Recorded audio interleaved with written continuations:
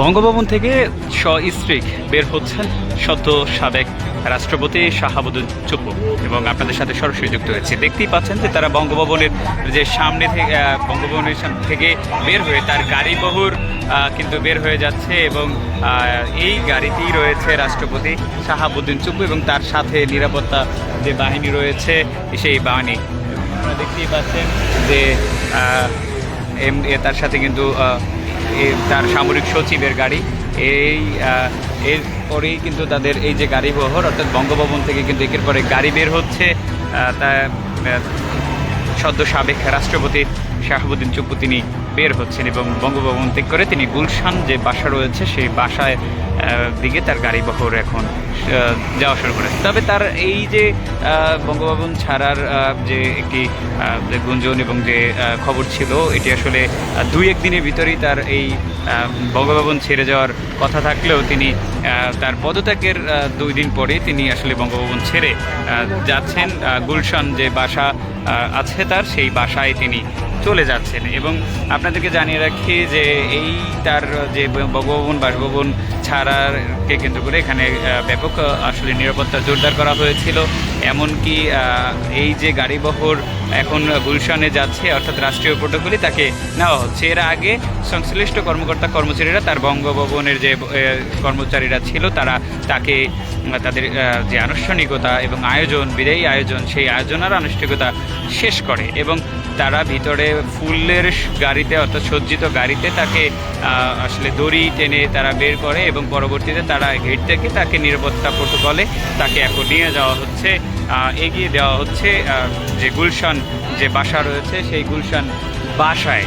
এবং আপনারা দেখতেই পাচ্ছেন যে এখন কিন্তু একের পরে গাড়ি গুলশান অভিমুখে যাত্রা শুরু করেছে।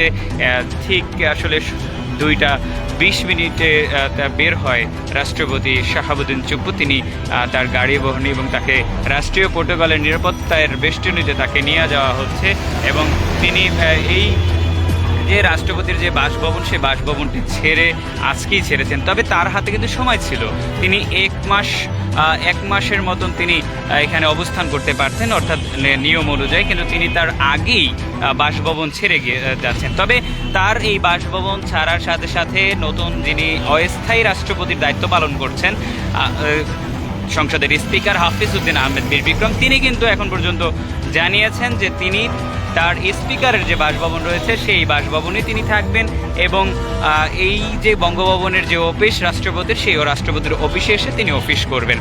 তিনি এই বঙ্গভবনের যে রাষ্ট্রপতির বাসভবন রয়েছে সেই ভবনে তিনি উঠবেন না আপাতত। অর্থাৎ আর এছাড়াও আইনমন্ত্রী তিনি জানিয়েছেন যে এই পরবর্তী অধিবেশনেই তারা রাষ্ট্রপতি নির্বাচনের আয়োজন করবে এবং সেই নির্বাচনের মধ্য দিয়ে দেশের 24তম যে রাষ্ট্রপতি সেই রাষ্ট্রপতি নির্বাচিত হবেন।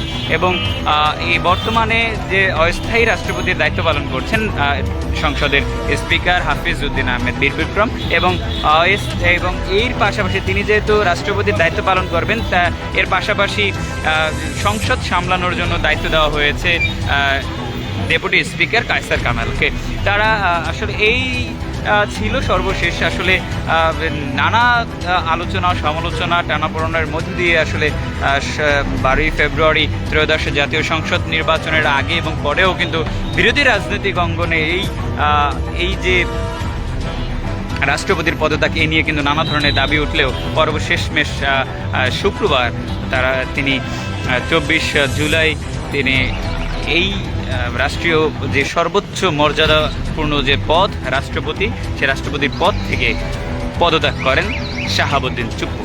এখন বর্তমানে দায়িত্ব পালন করছেন, অস্থায়ী দায়িত্ব পালন করবেন স্পিকার হাফিজ উদ্দিন আহমেদ। এই ছিল সর্বশেষ বঙ্গভবনের সামনে থেকে সর্বশেষ তথ্য।